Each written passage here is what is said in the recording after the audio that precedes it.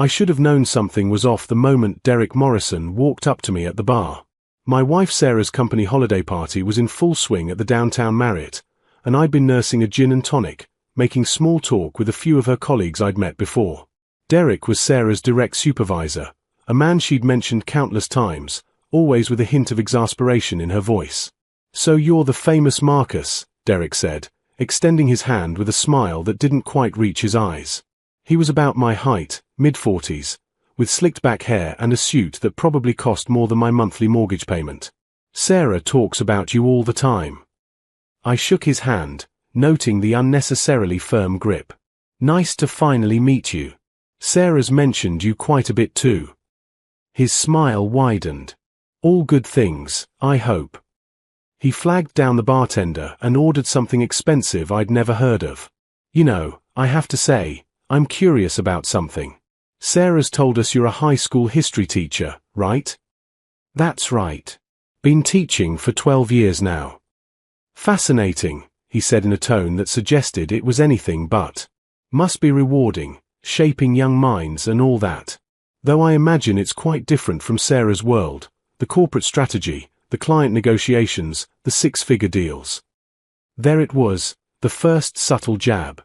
I'd been married to Sarah for 8 years, and I'd learned to recognize condescension in all its forms.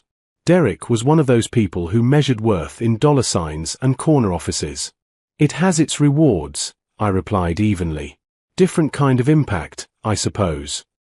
Sarah appeared at my elbow, looking stunning in her navy dress.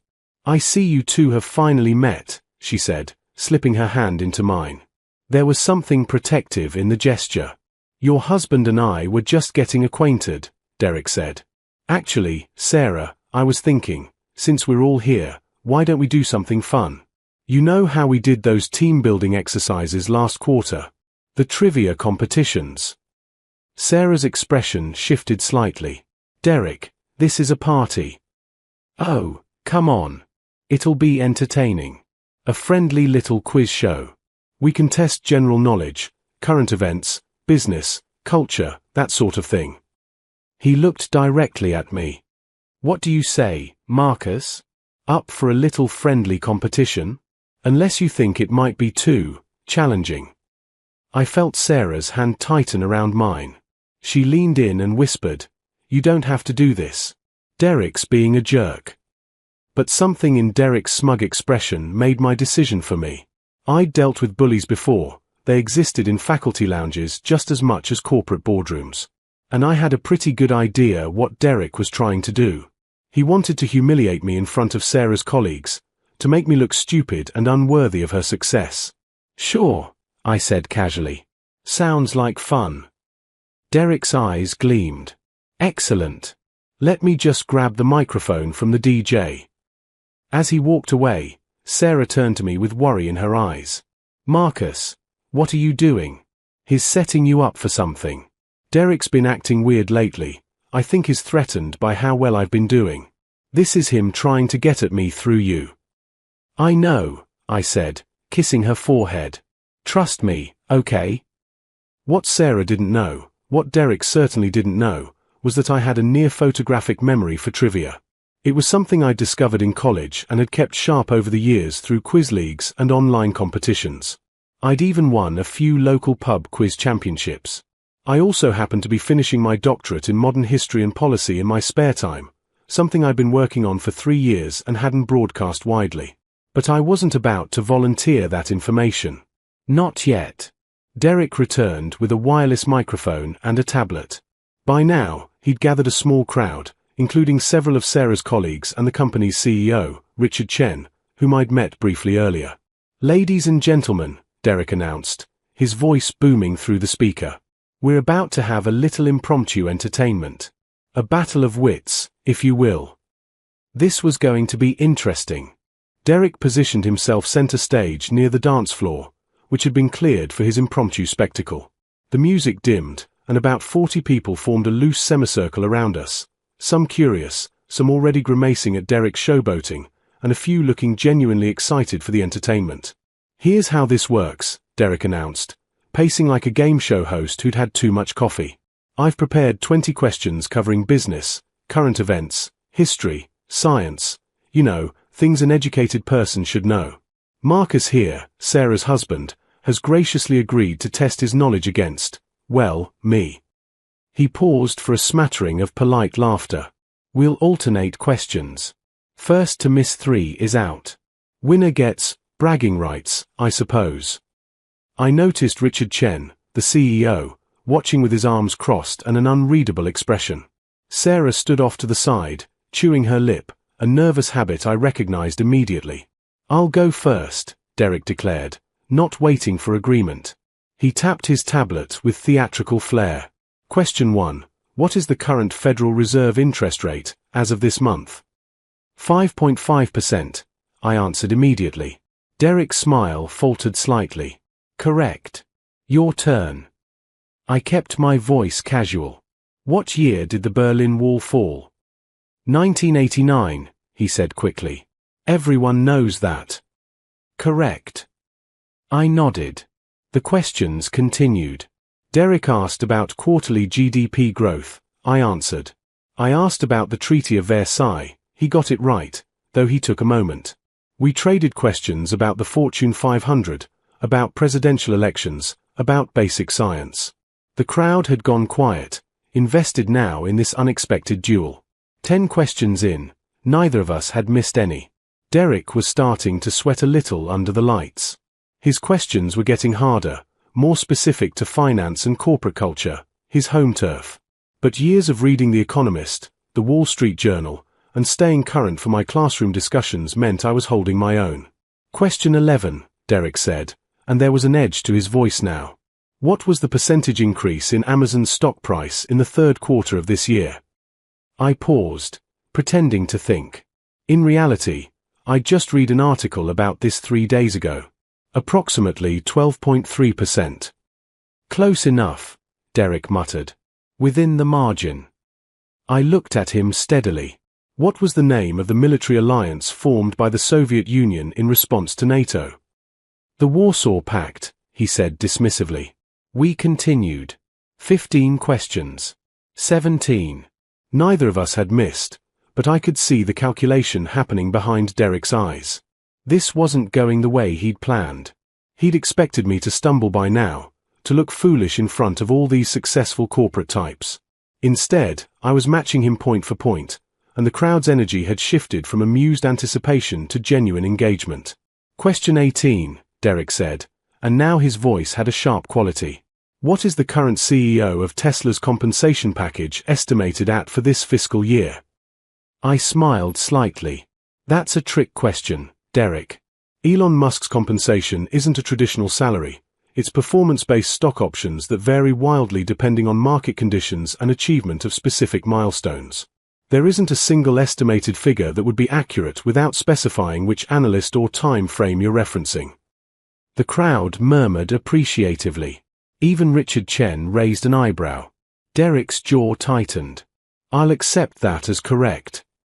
My turn, I said. In Shakespeare's Hamlet, what is the name of Hamlet's father?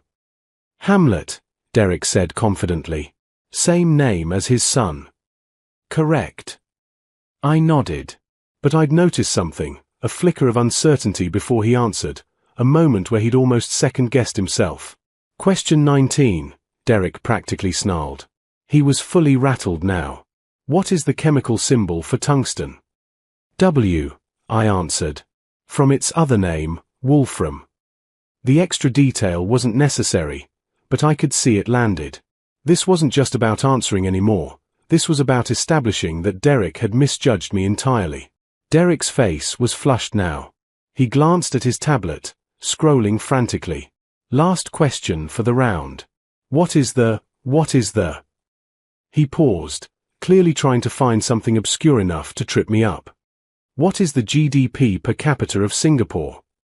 I actually laughed. Derek, that changes quarterly and depends on which metric you use, nominal or PPP, which data source, which quarter. But if you're looking for approximate current figures, around 75 to 80,000 USD depending on the source. Richard Chen actually chuckled at that. Marcus is right, that question's too vague to have a definitive answer. Derek looked like he'd bitten into something sour. Fine. Your question, then. I could have ended it there. I had a dozen questions in my head that would have stumped him. Obscure historical facts, complex scientific principles, literary references beyond the basics. But something Sarah had said earlier stuck with me. He's threatened by how well I've been doing. This wasn't just about me. This was about Sarah. I looked at Derek carefully. Actually, I think we've proven the point here. We're both clearly knowledgeable people. Maybe we should call it a draw. The crowd seemed to appreciate this. There were nods and a smattering of applause. It was the gracious thing to do, the mature response. But Derek's expression showed something else entirely. He looked almost panicked. No, he said quickly. One more question. Each. That's when I knew. This wasn't about humiliation anymore. Derek needed to win this for some reason that went beyond ego.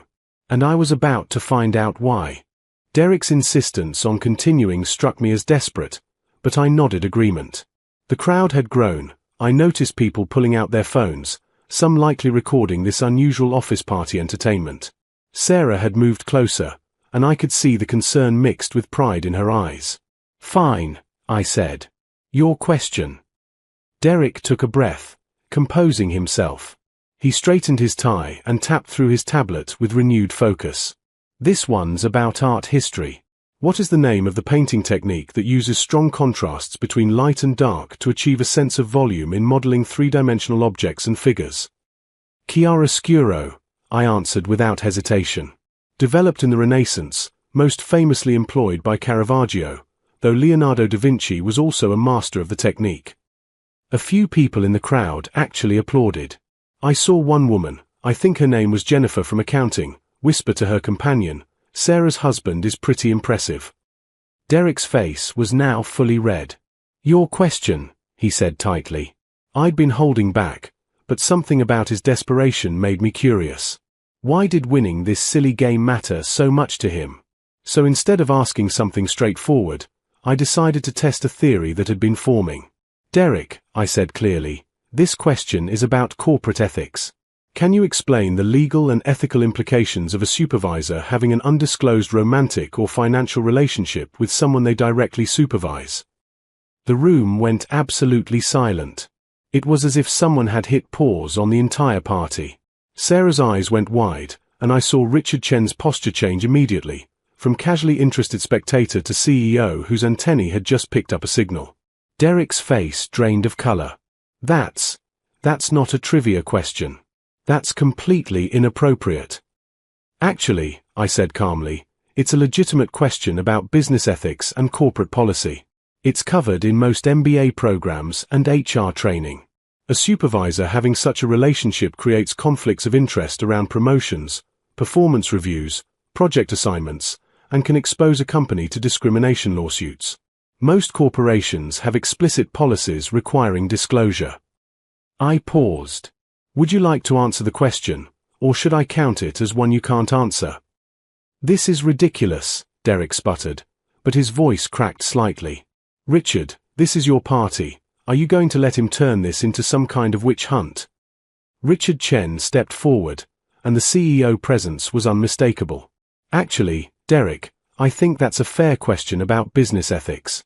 And now I'm curious why you're so upset about it. Why don't you answer the question? Several things happened at once. Derek's eyes darted to the side, where a woman I'd been introduced to earlier, Amanda something, from the finance department, stood frozen with a champagne glass halfway to her lips. Sarah gasped audibly beside me, and I realized she'd just connected as I'd been piecing together all evening. You and Amanda.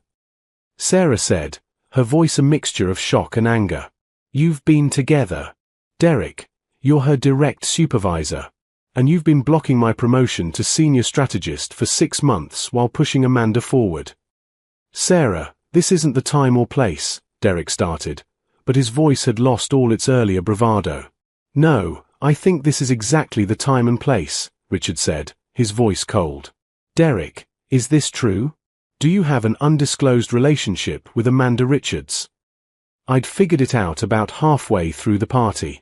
The way Derek and Amanda kept making eye contact across the room. The defensive way he'd reacted when I mentioned Sarah's success.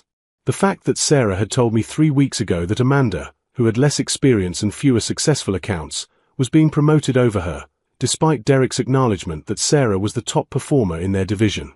The pieces had clicked together when Derek insisted on this trivia competition. He wasn't trying to embarrass me just for ego, he was trying to diminish me and by extension Sarah, to justify in front of everyone why she wasn't promotion material. If her husband was some ignorant teacher who couldn't keep up with real professionals, then maybe Sarah was similarly lacking. It was character assassination by proxy.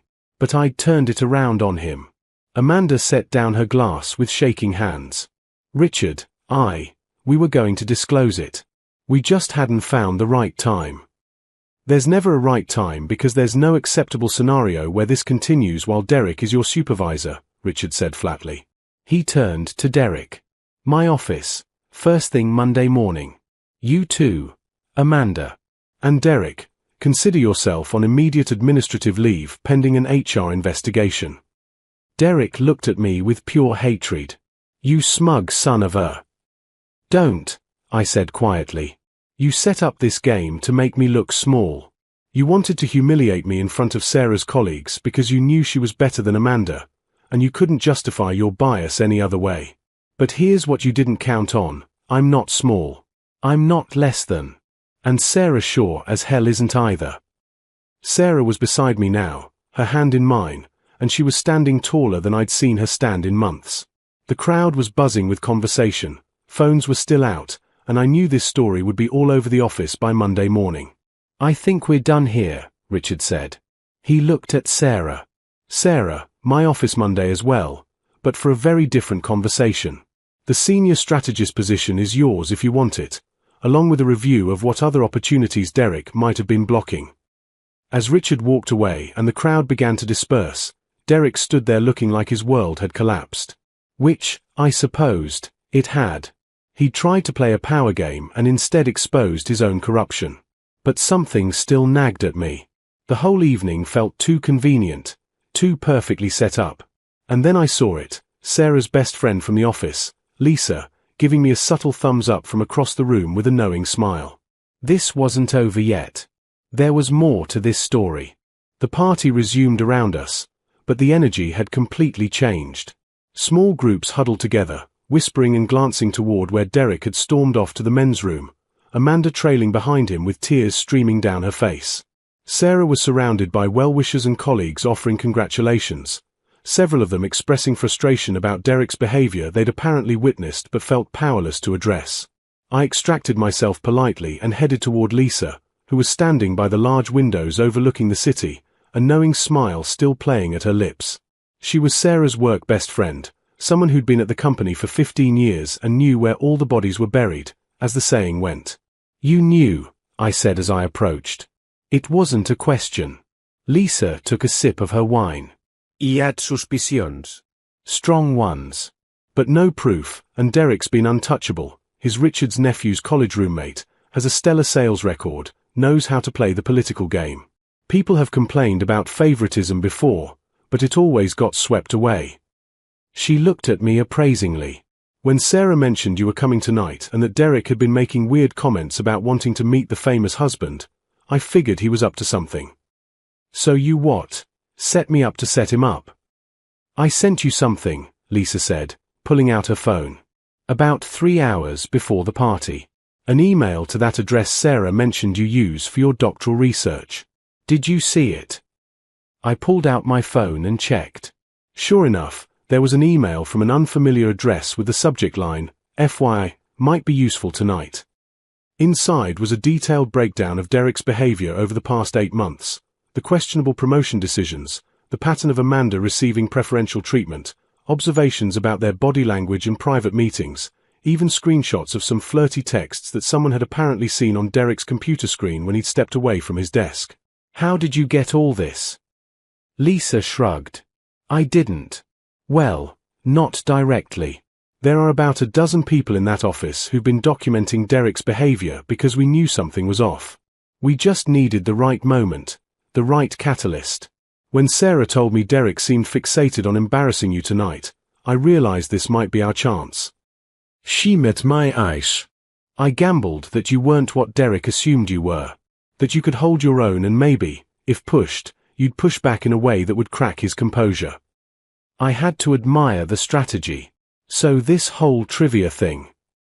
Oh, that was all Derek. He's been planning that for weeks, apparently. Told some people he was going to put Sarah's teacher husband in his place and remind Sarah where the real success in her family comes from. The man's ego is legendary. Lisa's expression hardened. But what he's done to Sarah, and to others, isn't just ego. It's corruption. He's been systematically undermining talented people to protect his girlfriend's career advancement. That's not just unethical, it's cost the company millions in lost productivity and talent retention. Sarah appeared beside us, her face flushed with a mixture of anger and vindication. Marcus, I just heard from 3 different people that Derek's been telling colleagues for months that I was riding on favoritism myself, implying that Richard liked me for unprofessional reasons. That's why he was so determined to diminish you tonight. He wanted everyone to see me as someone with poor judgment who married beneath her station, to retroactively justify why I shouldn't be promoted. The ugliness of it settled over me. This wasn't just a petty power play, it was a calculated character assassination that had been in progress for months. There's more, Lisa said quietly. I probably shouldn't tell you this before HR investigates, but... She glanced around to make sure we weren't overheard. Amanda isn't just Derek's girlfriend. She's also been funneling confidential bid information to her brother's competing firm. Small stuff at first, nothing that would be obvious, but we've lost 3 major contracts in the past quarter where our bids were mysteriously undercut by impossible margins. Corporate espionage, I said. Allegedly, Lisa corrected. But yes. The only reason we haven't moved on it is we've been building a case, and we needed something to crack Derek's protective shield around Amanda.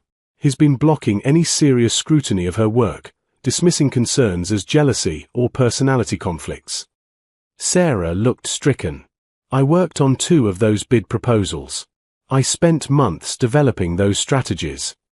I know, Lisa said gently. And Derek made sure Amanda had access to all of it. He positioned her as your support, remember? Said she was there to learn from you. The pieces were falling into place now. Derek hadn't just been engaged in favoritism, he'd been part of something much larger and more damaging.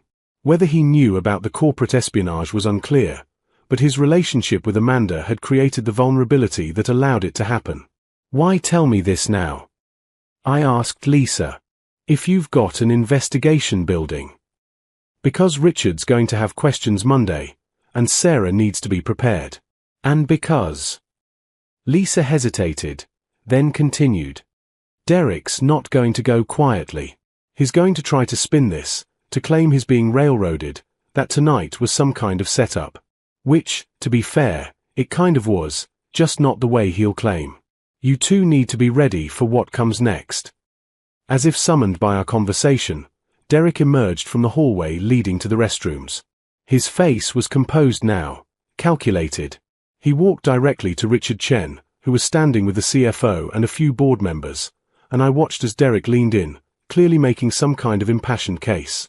Richard's expression remained neutral, but he nodded, and Derek straightened with a look of grim satisfaction. That's not good, Sarah murmured. No, Lisa agreed.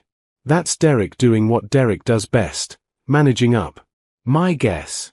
He's spinning some version of events where he's the victim, where tonight was a setup, where he's being attacked for a relationship that he'll claim was consensual and fully disclosed to HR, which it wasn't, but he'll forge documentation if he has to. He can do that. I asked.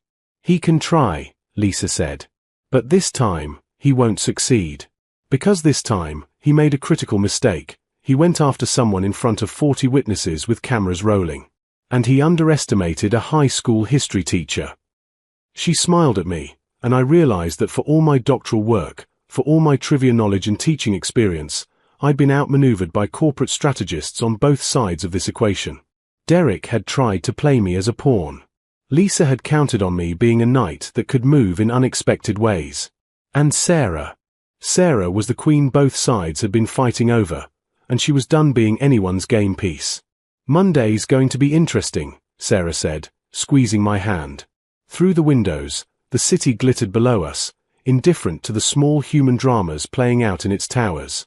But for the people in this room, Monday morning would bring consequences that had been building for months. Derek might not go quietly, but he would go. The only question was how much damage he'd try to do on his way out. Monday morning arrived with the weight of inevitability. Sarah had barely slept Sunday night, running through scenarios and potential conversations with Richard. I'd spent the weekend helping her prepare, drawing on my doctoral research in organizational behavior and institutional ethics to frame her experiences in professional language. "Remember," I told her as she got ready, "you're not the one on trial here. Derek is. You've been performing at the highest level despite active sabotage. That's the story." She kissed me at the door. "Thank you for Friday night. I know you probably figured I should have handled this myself, but—" "Sarah," I interrupted gently, "partners support each other. That's what marriage is. You've supported my teaching career for years, dealt with the lean salaries and late nights grading papers. This was my turn to have your back." By noon, my phone buzzed with a text, "Richard wants to see me at 2. Wish me luck." I didn't hear anything until nearly 5 p.m., when my phone rang with Sarah's number. "Marcus." Her voice was strange, tight with emotion I couldn't immediately identify. "What happened?" "I'm the new director of strategic development," she said, and then she laughed, a slightly hysterical sound that dissolved into tears. "It's a new position. Created today. It's above senior strategist. 20% raise, my own team, direct report to Richard." I felt my chest expand with pride. "Sarah, that's incredible. There's more." She took a shaky breath. Derek was fired. Not just placed on leave, terminated, effective immediately. HR had actually been investigating him for 6 weeks based on anonymous complaints. What happened Friday night gave them the cause they needed to accelerate the process. And Amanda was arrested this morning for industrial espionage. Her brother's firm is under investigation, and there's evidence Derek knew about the information sharing and helped facilitate it. Wait, he was actually in on the corporate espionage. Not directly, but he gave Amanda unsupervised access to confidential files and ignored multiple security protocol violations. Whether he knew exactly what she was doing or was willfully blind, it doesn't matter, he created the conditions that allowed it. The company's looking at losses in the millions. I let out a low whistle. That's way bigger than favoritism or an undisclosed relationship. "Richard told me something else," Sarah continued. "He said Derek had been complaining about me for months, trying to build a case that I was unprofessional, that I had attitude problems, that I wasn't executive material. He'd been systematically undermining me in leadership meetings. But Richard had been watching my results, and the numbers didn't lie. I was outperforming everyone in the department. So why didn't Richard promote you earlier?" "Politics. Derek was protected by some old relationships, and Richard needed concrete evidence of wrongdoing before he could act. My work kept speaking for itself, but Derek had enough political capital to stall my advancement, until Friday night, when he publicly imploded in front of half the executive team." I heard the smile in her voice. "Lisa said you were magnificent, by the way. She called you a secret weapon. Said watching you dismantle Derek's assumptions one answer at a time was like watching someone defuse a bomb by being calmer and smarter than the bomber." That evening, Sarah came home with champagne and Thai takeout, our traditional celebration meal. We sat on our balcony overlooking the small garden I maintained, and she told me the full story of the day. 7 people came to my office today," she said. "Colleagues I barely knew. They thanked me for taking Derek down and told me about their own experiences with his favoritism, his manipulation, his casual cruelty. I had no idea how many people he'd hurt." "People like Derek operate by making victims feel isolated," I said. "It's control through social fragmentation. Once someone stood up, or in this case, once he was publicly exposed, others felt safe sharing their stories." "Richard also told me something interesting," Sarah continued. He said he'd been impressed by how I handled having a spouse who worked in public education. Apparently Derek had been making snide comments in meetings about it, saying things like Sarah's husband is just a teacher or must be nice having a hobby spouse. Richard said it showed serious character that I never let that kind of elitism affect my work or my pride in your career. I felt an unexpected wave of emotion. I'd always known I was in a lower status profession by conventional measures. Teachers don't make corporate salaries, don't get stock options or bonuses, don't have the prestige of executive titles. But I'd also never felt lesser because of it. Teaching was hard, important work, and I was good at it. Derek made a fundamental mistake, I said after a moment. He equated income with intelligence and professional success with human worth. In his worldview, because I'm a teacher, I must be less capable, less educated, less valuable than someone with his title and salary. He never considered that someone might choose teaching because they value it, not because they couldn't do something better. That mistake cost him everything, Sarah said quietly. No, I corrected. His ethical violations and enabling of corporate espionage cost him everything. The party just accelerated the timeline. We sat in comfortable silence for a while, watching the evening settle over the city. Finally, Sarah spoke again. So when were you going to tell me you'd completed your doctorate? I looked at her in surprise. How did you? Lisa did some digging after Friday night. Found your published papers, your dissertation defense schedule. Dr. Marcus Chen, PhD in modern history and policy analysis. She smiled. You didn't think that was worth mentioning? I shrugged. I wanted to surprise you at graduation in December. And honestly, it didn't feel relevant to the party. Marcus, you could have shut Derek down in seconds if you'd mentioned you have a doctorate. Instead, you let him underestimate you and used that against him. That's the thing about bullies, I said. They reveal more about themselves when they think they're winning. If I'd led with credentials, Derek might have adjusted his approach, been more careful. By letting him think I was just a simple teacher, he felt confident enough to expose his own biases and corruption. Sarah leaned her head on my shoulder. You know what the best part of Friday night was? It wasn't watching Derek implode or getting justice for his favoritism.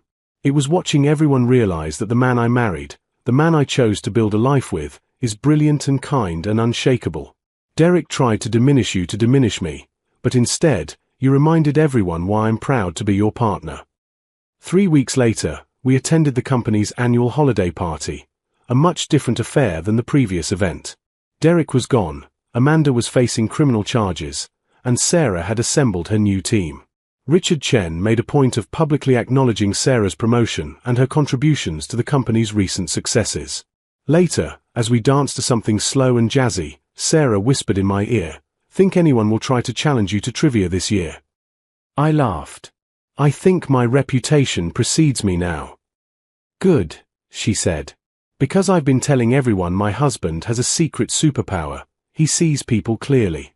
Not their job titles or salaries or social status, just who they actually are. Derek never had a chance against that.